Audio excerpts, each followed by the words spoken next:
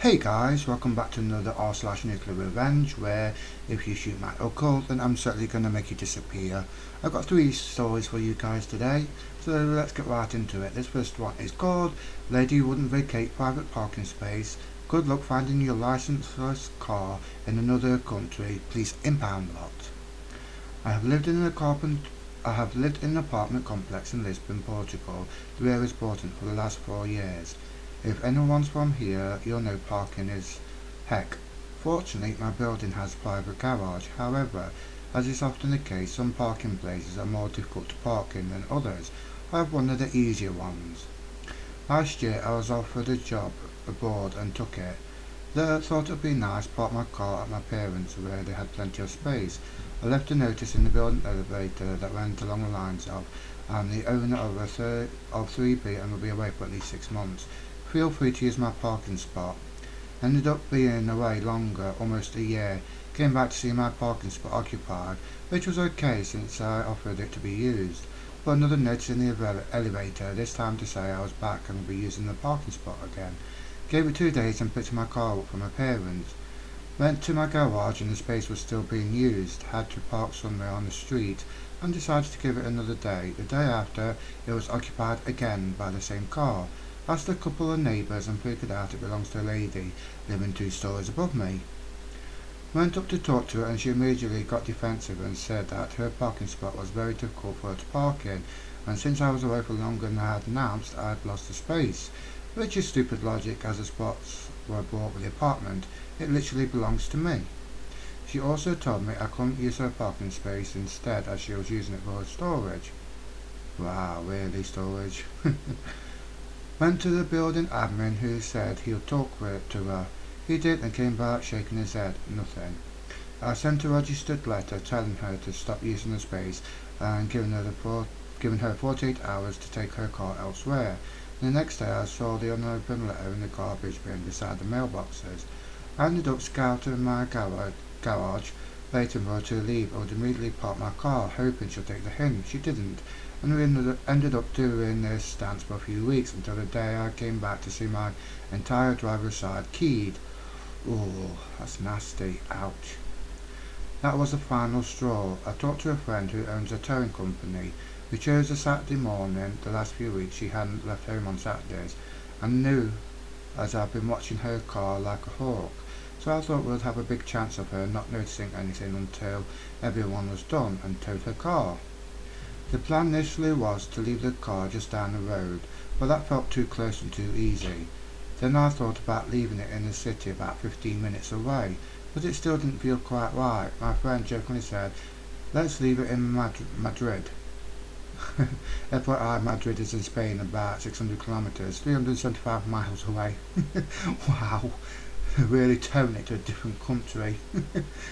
I knew he was joking, but Madrid did feel right. I asked if he had enough time. He had, so off we went. Once we got to Madrid, we went about for lunch, strolled around the city and waited until it got dark and the streets empty. In the meantime, we had already decided on where to leave the car, a handicapped parking place close to the police station, and so we did. As a bonus, my friend also took both license plates off the car when we both drove back home. Oh, jeez. It must have been 2 weeks and I hadn't seen her car since. One of these days I might have a letter in the mailbox telling her to contact Madrid police, but in the meantime I enjoy being able to use my parking place whenever I want to. Well, that's some really nuclear revenge. If you park in my spot, you can find your car down Spain, Madrid. Wow. Good story though, good story. Anyway, let's go on to the next one. This one is actually called Assistant from Hell. Let me preface this by saying that I'm still going through some mental issues because of what happened in this story. Background: I was born with cataracts that later became glaucoma when I turned 5. After some years, something happened that caused me to lose vision in my left eye. This meant that I had needed assistance for the rest of my education. Now that you've all been informed. The story, when I was starting middle school, my parents found an assistant to help me move it. My parents found a assistant to help me with moving around my school. I'll call her Ella for simplicity's sake. Anyway, Ella friendly to me and my parents, so they didn't have to worry. I do apologise, guys, about the stuttering and whatnot in the stories, but I do have dyslexia, and even though I do have an app to help me read better, it's still a bit hard for me. Anyway, I'll do the best I can. Ella did her job and she was very friendly with me, and then it began. One day Ella didn't come to school. She called my dad saying that she got in an accident on the road. It was fine. She got in an accident and wasn't her fault. I spent the first 2 weeks of school trying to damnest to explain why I couldn't write the work, and giving a convincing argument I walked around without bumping into every wall in person. On top of that, Ella became more and more hostile as the months went by. She began telling me awful things about my parents, my personality, and she even talked crap about my parents to other teachers who were just as crappy as her. The only reason why I didn't say anything was because she made me think that doing so would get me expelled. Me being a stupid 13-year-old, I believed her. Needless to say, I was miserable. The straw that broke the camel's back was the day when she was angry that she slapped me. I was done. Revenge. I told my dad about everything, the absences, the slander, everything. When I told him, he was absolutely ape crap, and we went straight to the principal. After telling her everything that happened, we found out that Ella was present to write herself up as present, but she never arrived to help me. We also found out that she had faked most of her reasons for absence.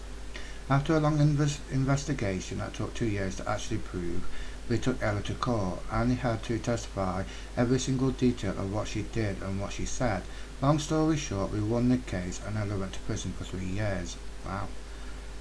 After word got out of what Ella did, my family had heard that her friends and family basically disowned her. She also lost the remaining custody of her kids, which went directly to her ex-husband, who works as a vendor that passes by my school. Ella became forgotten garbage.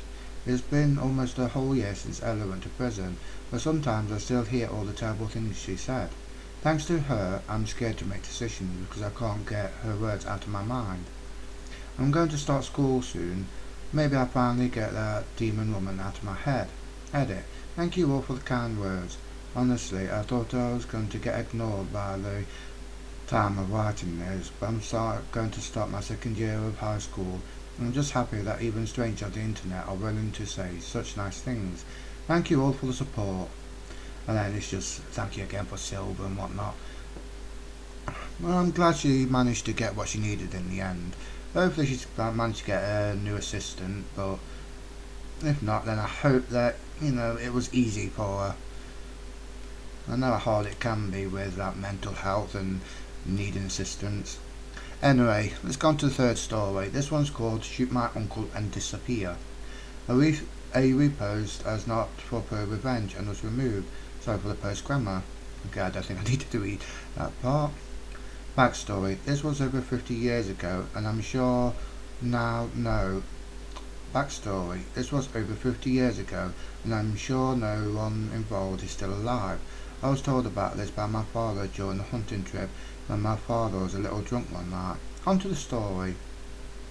I said before, this happened over 50 years ago. My father and his brother, my uncle, and a few of their biker trucker friends were in a bar drinking. While enjoying the drinks and the music, a small bar fight broke out between two guys a couple of tables away. My uncle had always been a nice guy who would never raise a hand in anger and go out of his way to help others. He gets up, walks over, and separating the two guys, tells them to knock it off and enjoy the beer. My uncle stands over 6'8" and was strong as he was tall. Wow, 6'8". That made me feel like a right shrimp. And I'm 5'11", nearly 6 foot. The two guys sat down and one just gave my uncle a dirty look. My uncle rejoined my father and his friends and went back to enjoying the drinking. The guy with the dirty look got up and left the bar. My uncle was sitting with his back to the door when the guy came in and walked behind my uncle. Before anybody could act, pulled a gun and shot my uncle in the back. The guy turned and ran back out of the bar, got in his truck and drove off. One of my friend's fathers grabbed the other guy and took him outside and got the information about his friend and told him to leave town and never come back if he knew what was good for him. They took my uncle to the hospital as it would be much faster than waiting for the ambulance back then. The next day, after a long surgery, my uncle was going to survive, but the bullet severed his spine and he'd never walk again. Oh wow, that was really bad.